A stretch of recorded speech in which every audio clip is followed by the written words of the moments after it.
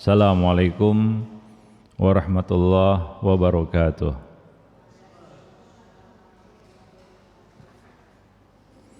Innal hamdalillah nahmaduhu wa nasta'inuhu wa nastaghfiruh wa na'udzu billahi min syururi anfusina wa sayyiati a'malina. May yahdihillahu fala mudhillalah wa man yudlil fala hadiyalah. Asyhadu an la ilaha illallah wahdahu la syarikalah wa asyhadu anna Muhammadan abduhu wa rasuluh.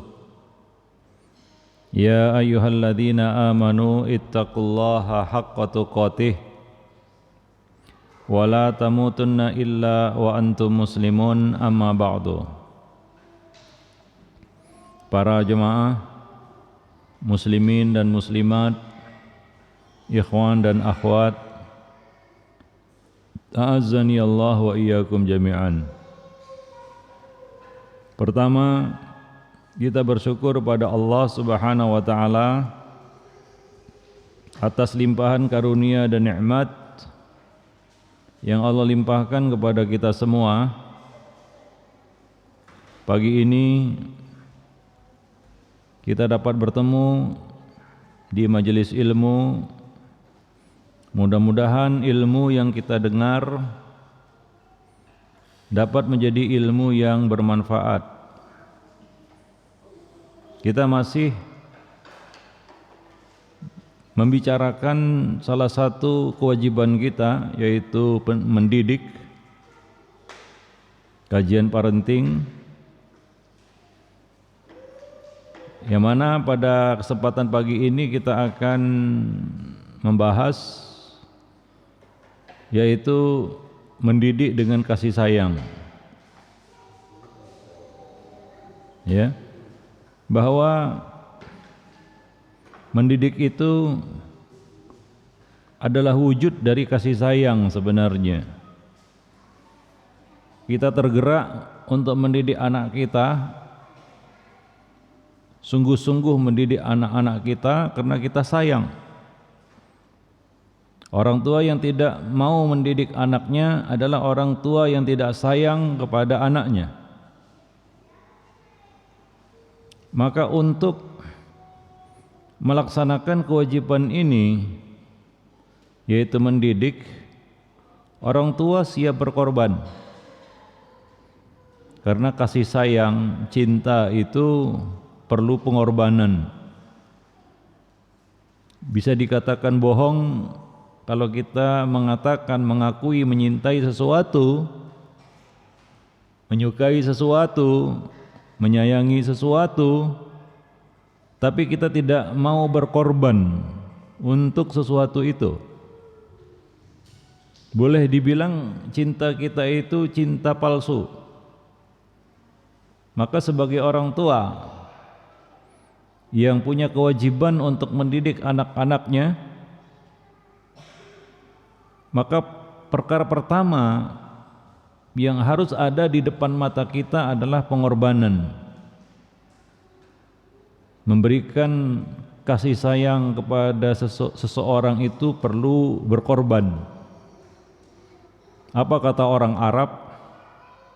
Innal muhibba liman yuhibbu muti'u. Apabila seseorang menyintai sesuatu, maka dia akan taat kepada sesuatu itu. Kalau kita menyintai seseorang, kita akan taat kepada orang itu. Artinya kita memberikan pengorbanan. Jadi kita sebagai orang tua harus mau berkorban, dan menyayangi sesuatu itu harus penuh pengorbanan. Itulah kasih sayang yang kita ingin berikan kepada anak-anak kita. Maka antara mendidik dengan kasih sayang itu adalah sesuatu yang saling berkaitan. Tadi saya sebutkan bahwa wujud kasih sayang kita kepada anak-anak kita adalah dengan sungguh-sungguh mendidiknya. Orang tua yang sayang kepada anaknya, maka dia sungguh-sungguh mendidik anaknya. Naluri seperti ini juga Allah berikan kepada hewan. Pernah lihat singa? Induk singa itu betul-betul sayang sama anaknya. Dia ajari anaknya berburu. Kadang-kadang dia memperagakan berburu di depan anak-anaknya. Setelah dapat buruan itu dia berikan kepada anaknya, bukan untuk dirinya. Itulah kasih sayang para jemaah yang dimuliakan Allah. Nah, lebih-lebih lagi di dalam mendidik, ya, yang mana kita sedang menunjukkan curahan kasih sayang kepada anak saat mendidik. Maka dari itu tidak bisa dipisahkan antara kasih sayang di dalam pendidikan dengan pendidikan. Maka dengan kasih sayang itu kita bisa memberikan bimbingan yang menyenangkan, ya. Akan terbentuk chemistry antara kita dan anak kita, anak didik kita, anak kita, ya. Sehingga kita bisa mengerti, memahami anak kita, dan anak kita memahami diri kita. Ada hubungan seperti itu antara orang tua dan anak. Dan ada juga yang tidak. Ada orang tua yang macam gak kenal sama anaknya, dan anaknya juga acuh tak acuh sama orang tuanya. Ada yang seperti itu. Tidak tercipta dan terbangun chemistry antara anak dan orang tua. Ya, biasanya ini anak itu akan cari pelarian, Pak. Dia akan nyandar kepada orang lain, nyender kepada orang lain. Ada apa-apa, dia nggak curhat sama orang tuanya. Dia curhat sama gurunya mungkin, ustadznya, atau orang lain, kita nggak tahu. Tapi kalau antara orang tua dan anak itu terbangun, ya, kedekatan, chemistry tadi, maka tandanya adalah ada apa-apa biasanya anak itu akan kembali kepada orang tua. Ya, ada masalah dia kembali kepada orang tua. Masalah jodoh misalnya, ya, nanti kalau dia sudah besar, dia akan konsultasi sama orang tua. Karena dia tahu orang tualah yang paling mengerti dirinya, bukan orang lain. Tapi kenyataannya kita lihat banyak anak-anak itu kalau untuk urusan cari jodoh, dia tidak konsultasi sama orang tua, dia konsultasi sama orang lain. Ada nggak anak-anak seperti itu? Sebenarnya nggak bisa disalahkan juga anak ini. Kenapa? Karena dia merasa orang tuanya tidak mengenal dirinya. Ya, orang bilang kurang kasih sayang mungkin. Ya Pak, ya? Iya, kurang kasih sayang. Maka kasih sayang itu akan membentuk chemistry antara kita dan anak didik kita, antara kita dan anak kita, gitu. Dan ingat, ya, kasih sayang itu bukan sesuatu yang melayang-layang di udara. Kata-kata aku sayang kamu, aku sayang kamu, aku sayang kamu, bukan itu. 1000 kali pun kita katakan itu tidak berguna, Pak. Kenapa? Karena kasih sayang itu adalah sesuatu yang wujud, konkret, harus bisa dirasakan, harus bisa kita katakan dilihat, nyata, konkret. Ya, itu kasih sayang. Jemaah yang dimuliakan Allah. Maka dari itu, ya, mendidik itu perlu, ya, membutuhkan kasih sayang. Sebagaimana kasih sayang itu menuntut kita untuk mendidik anak-anak kita. Jemaah yang dimuliakan Allah, ya. Nah, demikian. Maka kebersamaan, ya, di sini, ya, yaitu yang menumbuhkan kasih sayang sebenarnya. Apa? Kebersamaan. Kasih sayang itu kan butuh waktu, ya. Kenapa antara anak dan orang tua itu tercipta kasih sayang yang sangat erat karena kebersamaan. Kalau nggak bersama nggak juga, Pak. Pernah nggak lihat anak yang nggak bersama orang tuanya? Bagaimana kasih sayangnya kepada orang tua? Ya, di dalam pergaulan kita mengenal istilahnya teman dekat, teman karib namanya. Kenapa? Karena kebersamaan dalam waktu yang lama itu menciptakan keakraban dan kedekatan. Maka kebersamaan ini harus diperhatikan. Kadang-kadang kita harus berkorban untuk anak-anak kita demi bersama. Orang Jawa bilang mangan nggak mangan, sing penting ngumpul, Pak, ya. Betul ya itu. Makan nggak makan, yang penting kumpul. Maksudnya apa? Ya, pepatah itu nggak bisa kita artikan secara tekstual seperti itu. Maksudnya ya adalah kebersamaan, itu lebih penting. Maka coba perhatikan kebersamaan ini. Kebersamaan dengan anak itu adalah suatu nikmat sebenarnya, yang mana orang-orang pada hari ini justru berusaha untuk menjauhi yang namanya kebersamaan di dalam keluarga. Ya. Nah, kedekatan itu kan muncul karena kebersamaan. Para jemaah yang dimuliakan Allah, kalau kita jarang bersama anak kita, bagaimana anak kita kenal kita? Ada seorang yang nuntut ilmu jauh, 5 tahun dia nggak ketemu anaknya. 5 tahun, Pak. Karena dia menuntut ilmu di luar negeri, istrinya di dalam negeri. Ya. Lahir anak tahun pertama, sampai lulus dia cuma bertemu sesaat 2 saat saja, kemudian pergi lagi. Akhirnya apa? Anak itu kurang akrab sama bapaknya. Kenapa? Karena nggak ada kebersamaan. Itu nggak bisa dipaksakan. Itu tercipta seiring dengan perjalanan waktu bersama. Maka kalau kita ada waktu di rumah, gunakanlah waktu itu untuk apa? Kumpul bersama. Ya, luangkan waktu itu untuk bisa bersama, karena kedekatan, keakraban, chemistry tadi akan tumbuh dengan kebersamaan tadi.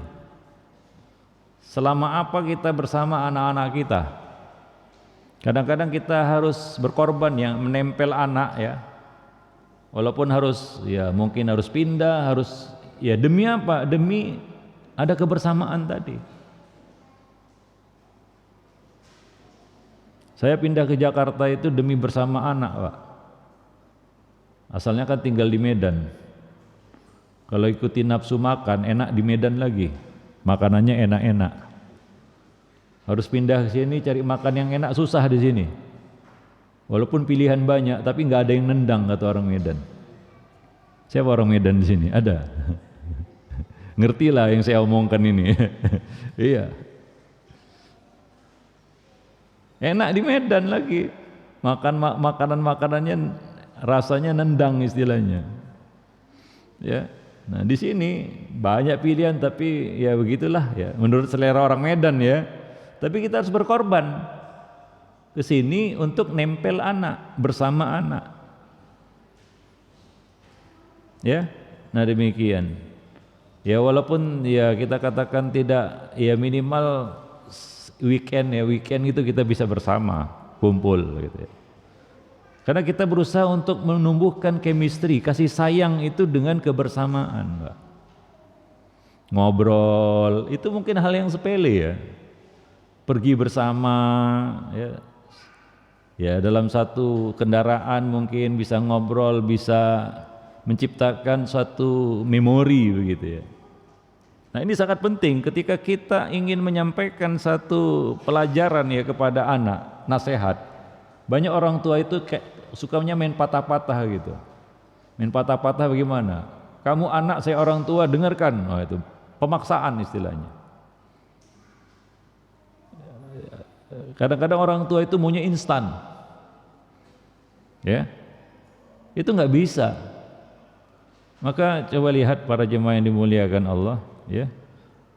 Kasih sayang itu adalah suatu yang wujud, bukan abstrak yang nggak bisa dilihat bentuknya, enggak. Anak juga demikian. Dia harus merasakan kasih sayang orang tua.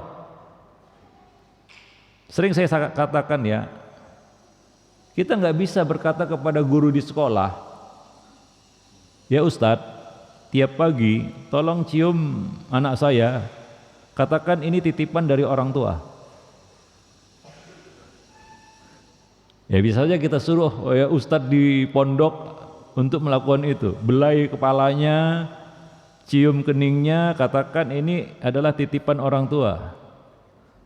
Nggak bisa, ya. Itu adalah ya kita katakan kasih sayang yang nggak wujud. Yang dimengerti oleh anak adalah gurunya yang menyayangi dirinya gitu, bukan orang tuanya.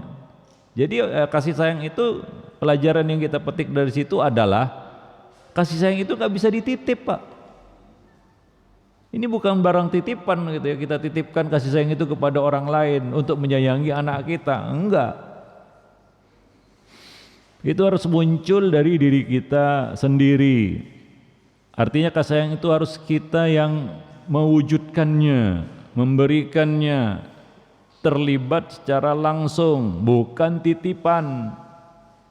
Karena banyak juga orang tua sekarang ini kasih sayangnya itu titipan gitu ya. Dia nitip sama orang lain gitu ya. Nggak bisa itu. Kita yang harus terjun langsung memberikan kasih sayang itu. Ya, para jamaah yang dimuliakan Allah. Wallahu a'lam bissawab. Maka ya kita sebagai orang tua ya pertama ya tentunya ya memberikan kasih sayang itu haruslah dengan pengorbanan. Kadang-kadang kita harus berkorban ya. Kita harus berkorban. Misalnya apa? Antara hobi dan kebersamaan dengan keluarga. Nah ini kadang-kadang jadi konflik itu. Ada hobi kan, weekend biasanya ini diajak ke sini, diajak ke situ, mau ini mau itu. Kebetulan libur kan begitu ya. Nah, sementara di sisi yang lain kadang-kadang keluarga juga menanti kasih sayang kita, menanti kebersamaan dengan kita, tapi itu tidak kunjung terjadi. Kenapa? Karena antara hobi dan kebersamaan dengan keluarga yang dimenangkan itu hobi. Betul, Pak? Ya, akhirnya dia pakailah waktu weekendnya untuk bersama orang lain, bukan bersama keluarga. Ya, saya lihat ada sebagian orang tua itu ya luar biasa berkorbannya. Di waktu-waktu weekend Sabtu Ahad seperti ini, ya dia datang ke majelis ilmu bersama keluarganya, dia bawa anaknya, dia bawa istrinya bersama itu. Habis taklim biasanya makan di sana, makan di sini kan begitu ya, jalan-jalan putar-putar, dapat semua itu, dapat dunia akhirat, dapat ilmu juga, dapat kenyang juga, gitu. Dapat kebersamaan, itu yang lebih penting. Sebagian orang tua yang punya anak remaja mengeluhkan, kenapa? Karena anak remajanya nggak mau diajak jalan bareng. Iya. Di sini ada yang punya anak remaja. Iya, banyak orang tua yang melapor. Kenapa? Ustadz, saya mau sih ngajak keluarga jalan-jalan, tapi anak-anak pada nggak mau bersama. Ini karena ya mungkin ya kita jarang bersama. Dia anak itu mungkin lebih sering bersama orang lain, maka dia nggak aneh atau merasa janggal aja gitu jalan sama orang tua, bersama orang tua begitu. Nah, karena memang kedekatan, keakraban sudah semakin menjauh.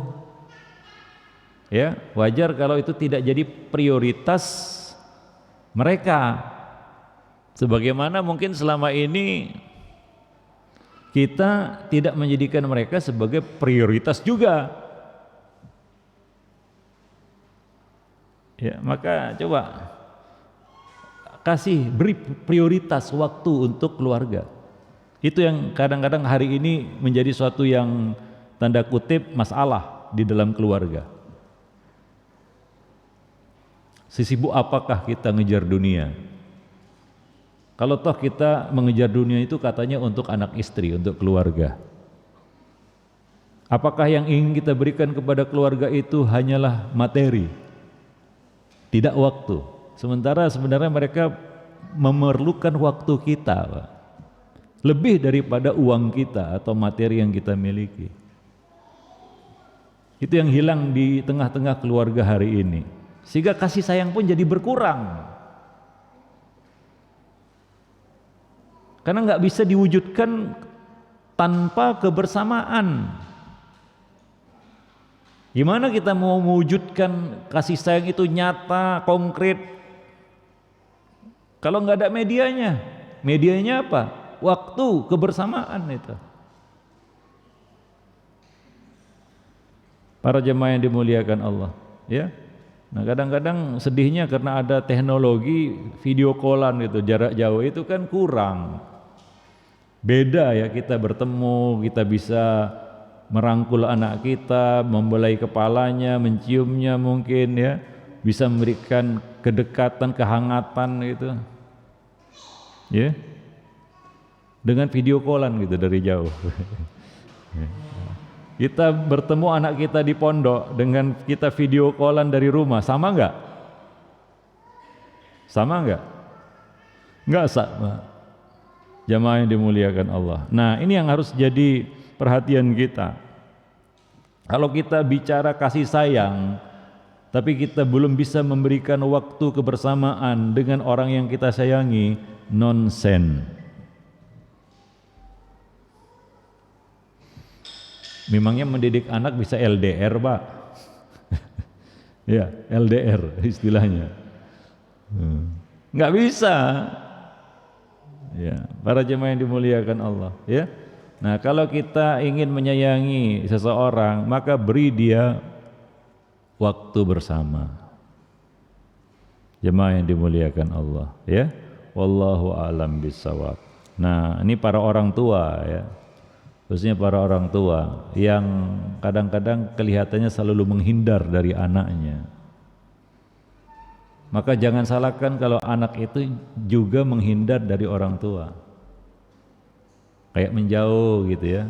Mungkin antum merasakan anak mulai menjauh. Coba lihat, jangan salahkan anak. Mungkin kita yang belum bisa memberikan waktu kepadanya bersama. Ya, nah demikian. Wallahu a'lam bishawab. Sekali lagi, ini semua tidak bisa instan. Kasih sayang juga tidak bisa instan. Ya, kita berikan kepada anak kita sekaligus, gak bisa. Harus dengan tahapan-tahapan. Terbangun pelan-pelan ya. Sehingga menjadi suatu bangunan yang kokoh bernama kasih sayang. Anak bisa melihatnya, bisa merasakannya. Nah, kalaulah kasih sayang itu sudah tercipta antara keduanya, antara anak didik dan guru, antara orang tua dan anak, maka pendidikan pun akan mudah kita sampaikan kepada mereka. Ada pepatah kita mengatakan, antum tahu pepatahnya, tak kenal maka apa? Tak sayang. Bagaimana mau mengenal, saling mengenal Pak? Ketemu aja jarang. Mungkin enggak? Enggak mungkin. Maka harus saling mengenal. Oh itu kan anak saya kenal. Bohong. Banyak orang tua enggak kenal anaknya. Enggak tahu anaknya. Dilapori sama sekolah, terkejut-kejut dia. Bapak enggak tahu? Enggak. Katanya kenal.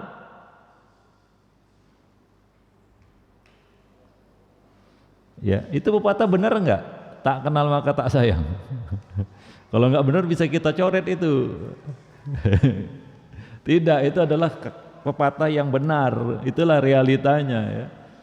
Maka berusaha untuk saling mengenal ya. Ya, maka kedekatan, kebersamaan itu harus diciptakan. Jamaah yang dimuliakan Allah. Kalau itu sudah tercipta, mendidik anak itu menjadi menyenangkan. Kenapa? Karena kita tahu bagaimana dia dan kita tahu apa yang harus kita berikan kepadanya. Ya, itu orang tua kalau sudah seperti ini nggak perlu marah-marah lagi sudah. Ya, berdehem aja orang tua itu, anak udah ngerti. Nggak usah pasang wajah serem lagi, nggak perlu. Apalagi sampai memukul, ya, sampai marah-marah nggak perlu lagi itu. Itu kalau sudah tercipta kasih sayang, kedekatan itu, chemistry.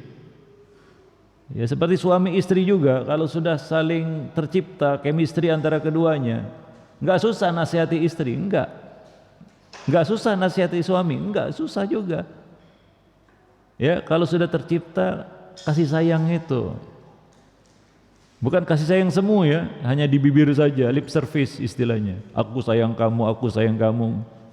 Itu enggak manfaat, anfaedah juga itu. Kalau enggak terwujud dia.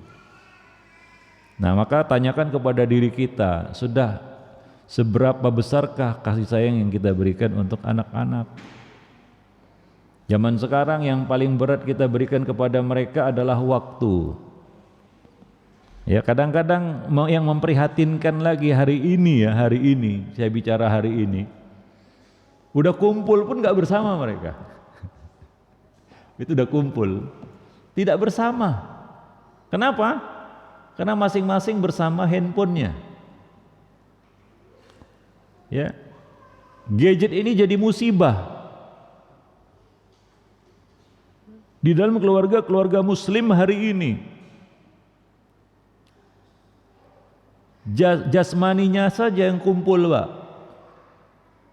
Ya, jasmaninya saja. Tapi rohaninya tak kemana-mana. Kenapa? Karena masing-masing berada di dunia yang berbeda. Dunia maya itu macam-macam ya. Saat anak berada di dunia ini, si bapak di dunia yang lain kan gitu ya, si ibu di dunia yang lain pula. Mungkin pernah dengar cerita ya, satu keluarga duduk di satu meja makan, tidak saling bicara, bahkan tidak saling memandang. Kalaupun komunikasi, wajahnya tidak bisa lepas dari screen gadgetnya. Sambil ngobrol ini sama yang sana, oh iya ya, nggak tahu lah. Ya, seperti itu. Betul nggak? Apa ini cerita bohong? Seperti itu, Pak. Dan itu saya pernah saksikan juga itu. Satu meja, satu keluarga itu. Sambil ngobrol gitu, tapi nggak saling lihat, Pak. Padahal di depan dia itu. Dia bicara sama ibunya, ya, iya. Ini, aduh tadi mau kesini, katanya. Tapi dia nggak ngeliat ibunya. Ya, para jemaah yang dimuliakan Allah. Nah, seolah-olah hari ini menjadi barang yang sangat mahal itu kita memberikan perhatian kepada orang lain, kepada seseorang. Jemaah yang dimuliakan Allah, ya. Nah, demikian. Lalu bagaimana ya kita bisa ya memahami, mengenali anak-anak kita? Kalau seperti itu kondisinya, nggak mungkin itu. Ya, tadi pepatah mengatakan tak kenal maka tak sayang, begitu ya. Wallahu a'lam bishawab. Nah, ketika kita berhasil menunjukkan dan membuktikan, mewujudkan, membuat dia menjadi suatu yang konkret, kasih sayang itu di tengah-tengah kita, di tengah-tengah keluarga kita, antara kita dan anak-anak kita, itu adalah model yang paling besar untuk memberikan apapun. Ya. Kita ngomong dia dengar itu. Karena dia tahu, oh ayah saya sayang sama saya. Maka apapun yang muncul dari ayah saya itu pasti baik bagi saya. Kenapa? Karena sudah tercipta kasih sayang itu. Tapi kebalikannya kalau anak itu curiga gitu ya. Curiga dia. Ya kenapa nih ayah saya bilang begini, bilang begitu, jangan-jangan gitu, karena nggak muncul itu, nggak kenal maka nggak sayang itu. Maka untuk menyampaikan pelajaran-pelajaran pun menjadi terkendala. Para jemaah yang dimuliakan Allah, ya. Ya maka saya punya anak kos-kosan karena dia di Libya itu ya. Tapi saya apa namanya ya? Weekend seperti ini, Jumat itu dia pulang ke rumah, kumpul. Para jemaah yang dimuliakan Allah. Jadi memang harus kita ciptakan kasih sayang itu, gak datang sendiri dia, gak turun dari langit itu.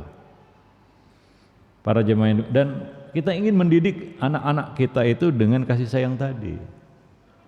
Wallahu a'lam bishawab. Para jemaah yang dimuliakan Allah, ya. Nah, dengan kasih sayang juga, atas dasar kasih sayang, keteladanan yang kita berikan itu menjadi efektif. Kenal yang namanya idola, Pak. Ya. Seorang itu kita jadikan idola karena kita sayang ya. Apapun yang dilakukannya kita tiru jadinya. Betul nggak? Keteladanan situ menjadi efektif karena adanya kasih sayang. Mau kita tiru orang yang kita tidak sayangi? Ya istilahnya tidak kita idolai lah. Aduh, si fulan, siapa fulan gitu ya. Nah, kita akan meniru orang yang kita idolai. Artinya yang kita sayangi. Maksudnya apa? Kasih sayang itu membuat keteladanan itu menjadi efektif. Kita mau meniru orang yang kita sayangi, betul nggak? Kata-kata itu. Seseorang itu akan meniru orang yang dia sayangi. Nggak mungkin dia meniru orang yang tidak dia sukai, Pak. Contohnya guru di sekolah lah. Ya, kita tiru guru itu kenapa? Karena kita suka. Ya, kita sayang sama guru itu. Tapi kalau guru itu kita benci, bahkan kita musuhi, kita jauhi, ya, karena dia tidak sayang sama kita, tidak muncul ya chemistry itu, kasih sayang itu. Bagaimana kita mau meniru dia? Berat.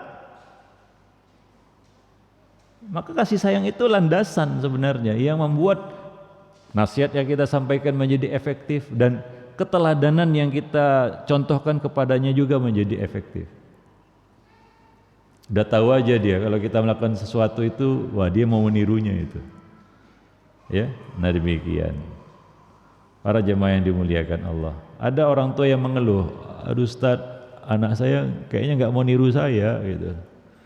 Dia niru orang lain, dia lebih sayang sama orang lain daripada bapak. Terkejut bapak itu, orang tua itu. Oh, kok bisa gitu? Iya, karena kasih sayang itu harus diberikan, nggak bisa datang itu kepada kita, tiba-tiba dia sayang sama kita, enggak. Akibatnya bagaimana? Dia lebih mau meniru orang yang dia sayangi daripada orang yang mungkin dia kurang menyayangi gitu. Para jemaah yang dimuliakan Allah. Maka ya, keteladanan itu akan menjadi efektif dengan kasih sayang. Ya, dengan kasih sayang.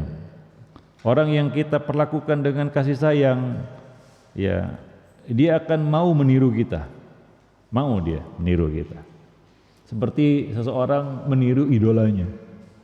Kenapa dia mau meniru idolanya walaupun nggak karuan misalnya ya? Atau ya salah lah ya. Tapi karena dia tiru itu karena dia sayang. Para jemaah yang dimuliakan Allah, ya, karena dia sayang, maka dia tiru itu. Kalau dia benci, ya dia nggak akan tiru itu. Para jemaah yang dimuliakan Allah. Jadi ya kembali lagi ya bahwa kasih sayang itu adalah ya kita katakan dasar. Maka Allah Subhanahu wa taala ya mengatakan di dalam Al-Qur'an, wa qulu linnasi husna wa ahsin kama ahsanallahu ilaik.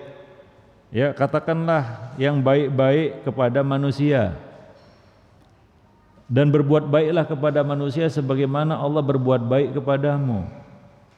Sayangilah, irhamu man fil ardi yarhamukum man fis sama. Sayangilah orang-orang yang ada di bumi, niscaya Allah yang ada di langit akan menyayangimu. Ya, nah demikian, man la yarham la yurham. Barang siapa yang tidak menyayangi maka dia tidak akan disayangi. Ya, Jadi kasih sayang itu adalah timbal balik istilahnya. Maka bimbinglah, nasihatilah, didiklah anak-anak kita itu dengan penuh kasih sayang. Ya. Karena jiwa anak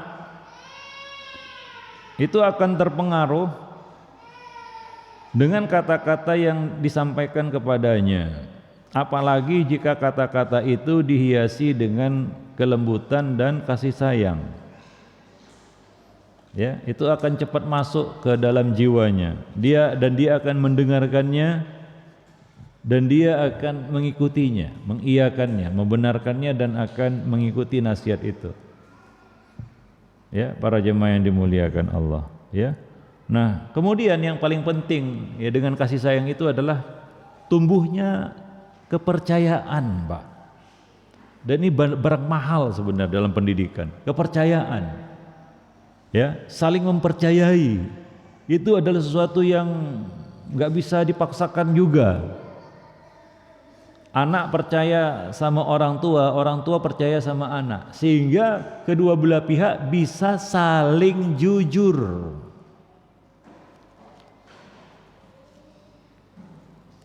Antara sepasang suami istri juga sebenarnya seperti itu ya. Nah, ini kita bicara antara orang tua dan anak. Kalau kita berhasil menjadikan anak-anak kita itu berani jujur dan mau jujur kepada kita, kita telah menyelesaikan 50% masalah pendidikan. Ingat itu. Tapi nggak mudah. Membuat anak itu mau jujur sama orang tua, percaya sama orang tuanya. Dia percaya sama orang tuanya, maka dia jujur sama orang tuanya. Enggak semudah membalikkan telapak tangan itu. Ya, nah itu semua bisa tercipta dengan apa? Dengan kasih sayang. Sehingga tumbuh rasa saling percaya, kepercayaan itu. Dengan kepercayaan itu kita berani jujur. Antum berani jujur enggak kepada orang yang antum percaya? Berani enggak jujur? Enggak, kita akan menahan. Bahkan kita mungkin mengatakan yang tidak sebenarnya. Kenapa? Saya belum percaya orang ini. Betul? Kira-kira seperti itu enggak? Iya. Tapi kalau antum sudah percaya sama seseorang, antum berani jujur. Betul enggak? Iya, karena saya percaya sama dia. Saya jujur sama dia. Tapi kalau kita enggak percaya sama orang, enggak mau kita. Ya, kadang-kadang kita sembunyikan. Anak itu banyak menyembunyikan sesuatu dari orang tua karena anak itu belum percaya sepenuhnya kepada orang tua. Maka dia nggak mau jujur. Kadang-kadang bukan dia bohong ya, tapi dia nggak mau jujur aja, dia nggak mau terbuka sama orang tua. Dia nggak mengatakan yang sebenarnya. Dia menyembunyikan sesuatu. Banyak anak-anak sekarang seperti itu. Ini dikeluhkan oleh banyak orang tua hari ini. Kenapa? Karena anaknya menyimpan banyak misteri. Apalagi sekarang. Saya katakan para jemaah sekalian, anak-anak hari ini bukan antisosial ya, ingat. Saya nggak setuju kalau dikatakan anak-anak hari ini antisosial.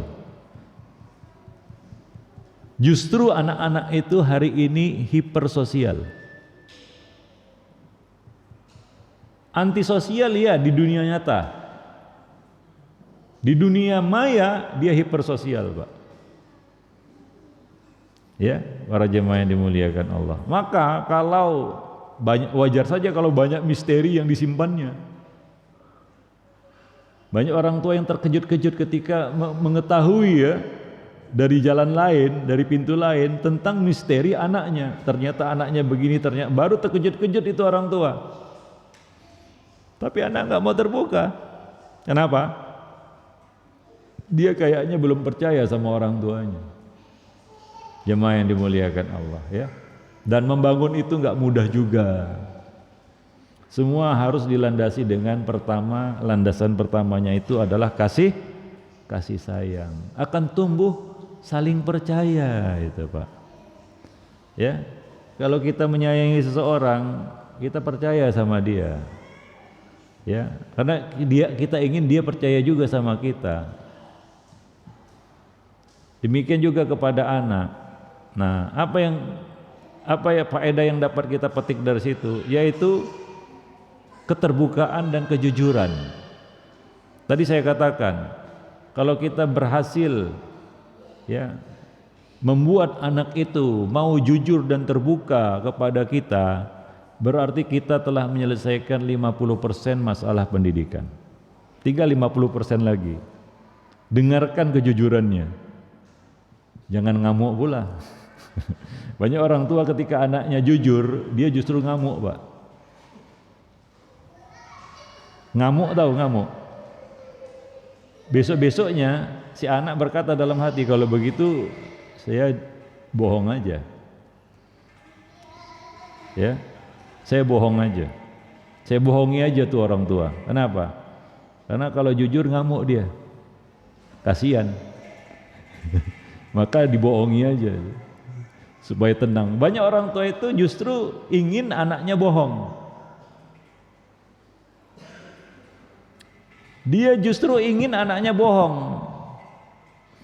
Karena dia merasa senang kalau anaknya bohong. Kadang-kadang orang tua tahu itu anaknya bohong, cuma dia senang itu dengarnya. Ya. Nah, ketika anaknya jujur justru dia marah-marah, ngamuk. Ya. Anak itu pun menjadi kita katakan objek kemarahan orang tua ataupun menjadi bulan-bulanan orang tua, sehingga anak itu menjadi jera untuk jujur. Maka ketika anak jujur kepada kita, kasih apresiasi kepada anak itu, karena dia sudah mau jujur, dan tidak semua anak bisa seperti itu, apalagi hari ini. Kasih apresiasi, kemudian dengarkan kejujurannya dengan sabar, lalu carikan solusinya, bukan ngamuk-ngamuk, marah-marah. Jamaah yang dimuliakan Allah, maka saya katakan tidak mudah membuat anak itu mau percaya sama orang tua. Ya, maka dari itu ini juga nggak bisa dimunculkan tanpa kasih sayang. Wallahu a'lam bishawab. Dengan kasih sayang juga orang tua itu bisa lebih sabar menghadapi anak. Itu juga muncul dan bisa terjadi dilakukan dengan kasih sayang. Ya, kalau kita menyintai sesuatu, kita sabar itu. Gimana pun kita harus menderita ya karena yang kita cintai itu, tapi kita bisa sabar karena kita cinta. Para jemaah yang dimuliakan Allah, ya. Sehingga ya enggak suka marah-marah, bisa sabar itu karena kita kita memberikan kasih sayang itu kepada anak. Para jemaah yang dimuliakan Allah, kita bisa menjadi orang tua yang lebih sabar, dan itu perlu. Kesabaran dalam mendidik anak itu sangat penting, karena begitu kita hilang kesabaran, terputus pendidikan itu. Ya, off pendidikan itu ketika sabar itu hilang. Ketika sabar itu hilang, otomatis off pendidikan. Apalagi yang bisa kita berikan kepada anak itu jika kita sudah kehilangan kesabaran.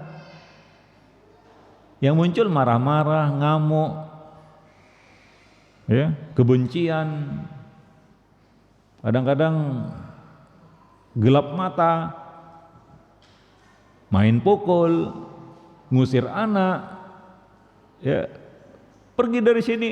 Maksudnya bukan ngusir dari rumah, akhirnya dia minggat. Orang tua juga yang kelabakan itu.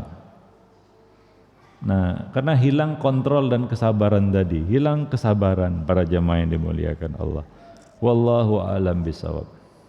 Maka sering kita ulang-ulang ya di dalam buku ini, pentingnya ya, jangan marah itu tadi ya. Karena marah itu membuyarkan segalanya, Pak. Marah sama anak itu membuyarkan segalanya. Kadang-kadang apa yang kita bangun itu menjadi runtuh, rubuh. Ya. Kupak kapik, berantakan karena marah.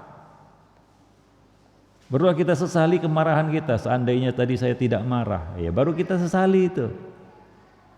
Ya. Sudah kita sebutkan sebelumnya bahwa kemarahan itu akan menghilangkan 5 perkara ya. Salah satunya apa? Kasih sayang. Maka hadis qudsi yang sering kita sampaikan adalah Allah mengatakan inna rahmati sabaqat ghalabat ghadabi. Sesungguhnya kasih sayangku itu mengalahkan dan mendahului kemarahanku. Maka kalau sayang anak jangan suka marah-marah. Ustadz, anak saya menyebalkan. Ustadz, anak saya suka ganggu. Ustadz, anak saya banyak tingkah. Ustadz, anak saya nakal. Ya maklumi. Maklumi itu. Namanya anak-anak, Pak. Apa kita ingin anak tanpa kesalahan? Apa anak itu malaikat? Anak dengan segala keterbatasannya, makhluk yang belum sempurna, yang kitalah yang harus banyak memaklumi, bukan anak memaklumi orang tua. Itu kebalik. Kadang-kadang orang tua yang ingin dimaklumi sama anaknya. Ya. Bukan orang tua yang memaklumi anaknya, tapi anak yang memaklumi orang tuanya. Ini dunia kebalik ini. Jamaah yang dimuliakan Allah, ya. Nah demikian. Ya jadi menghadapi kesalahan anak itu ya perlu sikap yang bijaksana. Para jamaah yang dimuliakan Allah, tahan kemarahan itu, ya. Nah, karena yang dia butuhkan bukan marah kita, yang dia perlukan adalah kasih sayang kita. Maka Allah mengatakan dalam menyayangi hamba-hambanya, Allah mendahulukan kasih sayangnya daripada kemarahannya. Walaupun hamba itu banyak buat dosa, hamba itu banyak buat durhaka. Kita ini kan makhluk yang banyak buat durhaka sama Allah, Pak. Tapi Allah mendahulukan kasih sayang. Kalau Allah dahulukan kemarahan, selesai kita. Enggak ada satu makhluk pun yang berhak hidup di muka bumi ini. Tidak ada manusia satu pun yang berhak hidup di muka bumi ini. Kenapa? Karena mereka banyak buat salah. Karena mereka banyak buat durhaka. Karena mereka banyak buat dosa, melawan Allah Subhanahu wa taala. Tapi Allah masih mendahulukan kasih sayangnya daripada kemarahannya.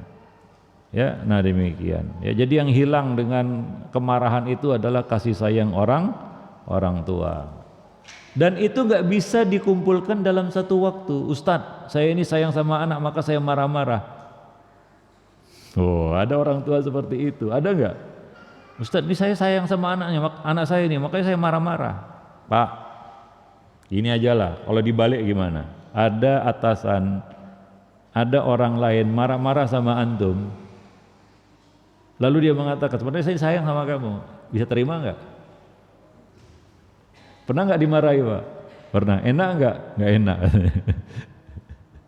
Ya, kita aja enggak bisa nerima, Pak. Orang lain marah-marah sama kita, lalu dia berkata, aku ini benar sayang sama kamu, kita enggak bisa terima itu. Bisa terima enggak? Enggak bisa.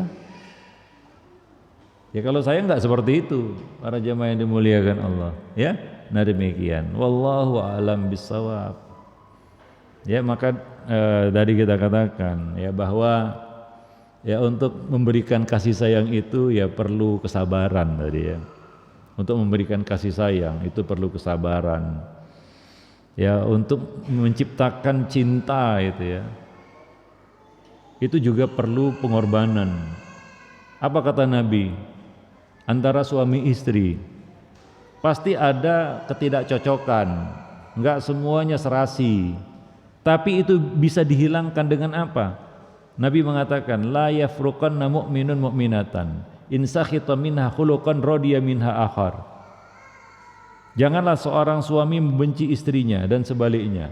Jika ada 1, 2, 3 akhlak tabiat yang tidak dia sukai, di sana mungkin masih banyak akhlak tabiat perangai yang dia sukai. Lihat sisi positif seseorang. Anak kita misalnya, jangan suka dibanding-bandingkan dengan anak orang lain. Sehingga kadang-kadang kita kecewa dengan anak kita, nggak seperti anak orang lain. Ya beda lah, nggak sama. Coba lihat sisi positif anak-anak kita itu. Sehingga kita bisa menyayanginya. hingga kita bisa melihat dia istimewa gitu. Dengan keistimewaan yang dia miliki, jangan sorot kekurangannya terus. Selalu dibandingkan dengan orang lain. Memangnya anak orang lain nggak punya kekurangan? Ada juga. Sama aja sebenarnya, dia lihat anak kita juga, wah sama Pak. Yang kedua, yang berikutnya adalah, ini penting saya sampaikan juga, jangan merasa gagal mendidik anak. Kayaknya si fulan lebih berhasil mendidik anak, saya gagal. Jangan katakan itu. Itu adalah kata-kata dari pecundang yang ingin segera meninggalkan tugasnya, yang ingin segera meninggalkan medan pertempuran. Banyak orang tua sudah frustasi, putus asa seperti itu. Waduh, saya gagal mendidik anak saya nggak bisa seperti si fulan. Nggak bisa kita katakan seperti itu, Pak. Ya, masing-masing orang itu punya tantangan yang berbeda di dalam mendidik anak karena objeknya juga berbeda. Paham maksudnya? Belum tentu, Pak, ya.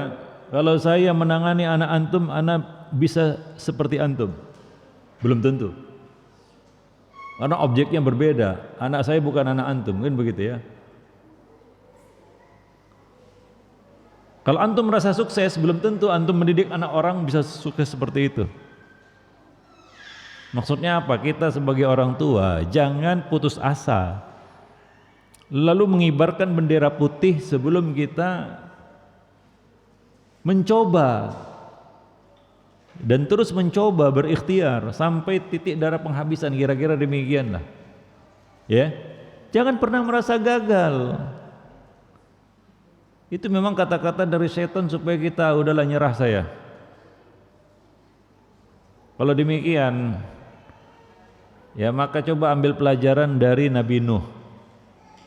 Nabi Nuh itu sampai last minute itu masih berusaha untuk mendakwahi, menyampaikan nasihat kepada anaknya. Dan beliau tidak merasa gagal. Ya. Apakah Nabi Nuh gagal? Tidak.